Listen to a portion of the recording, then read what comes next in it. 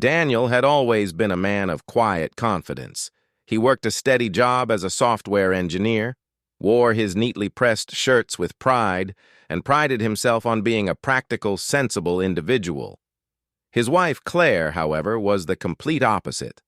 An unstoppable whirlwind of charisma, wit, and an uncanny ability to attract attention wherever she went. Their differences had always been endearing, at least at first. But as time went on, Daniel began to notice how often he found himself caught in her chaotic wake, usually at the expense of his own dignity. The gym incident. One evening, Claire convinced Daniel to join her at the gym for a couple's workout. Claire was no stranger to fitness. She could effortlessly perform planks, deadlifts, and even spar in kickboxing classes. Daniel, on the other hand, had never set foot in a gym since high school. "Don't worry," Claire said, a sly grin tugging at her lips. "We'll go easy on you." He should have known better. Within 20 minutes, Daniel was drenched in sweat, wheezing through a set of squats, while Claire, in her brightly colored leggings, demonstrated perfect form to the instructor. When the instructor asked for volunteers for a demonstration, Claire eagerly dragged Daniel forward. "Okay, Daniel, hold this medicine ball while Claire shows us how to partner squat," the instructor said. Claire, of course, performed the move flawlessly, descending into a deep squat and bouncing back up with ease. But when it was Daniel's turn, he lost his balance trying to mirror her, landing squarely on his backside with the medicine ball bouncing comically off his chest. The gym erupted in laughter, Claire included. "Guess I married a work in progress," she teased, helping him up. The dinner party disaster. Then there was the time Claire hosted a dinner party for Daniel's colleagues. Determined to impress, she took over everything: the menu, the wine pairings, even the seating arrangements. Daniel thought he could at least contribute by preparing the appetizers.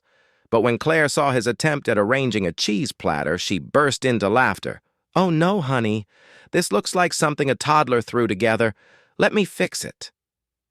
In front of his boss and co-workers, she rearranged the platter with the flair of a professional chef, throwing in a joke about Daniel's tragic attempt at culinary creativity. Everyone laughed, but Daniel's face burned. Later that evening, as Claire animatedly recounted a story about their honeymoon mishap, how Daniel had gotten lost in a resort spa and walked into a women's sauna, his colleagues were in stitches. Daniel, however, felt like sinking into the floor. The karaoke catastrophe. The final straw came at the office holiday party. Claire insisted they sign up for karaoke. "It'll be fun," she promised, dragging him to the stage.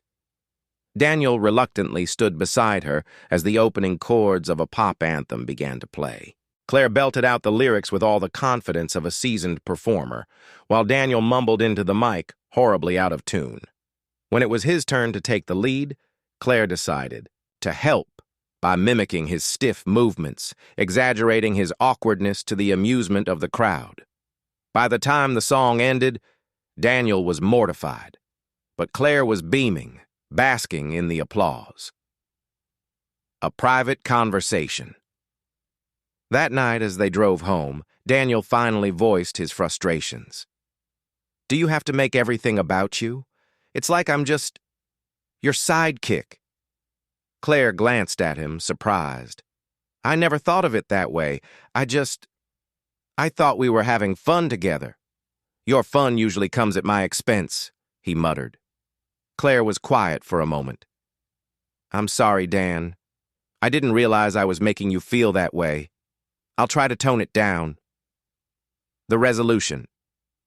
True to her word, Claire made an effort to step back, letting Daniel take the lead in small ways. But as much as he hated to admit it, he missed her larger-than-life personality when she held back too much. In the end, they found a balance. Claire learned to rein in her teasing, and Daniel learned to laugh at himself a little more. And though he still had his moments of embarrassment, he realized life with Claire was never dull, and that was a trade-off he could live with.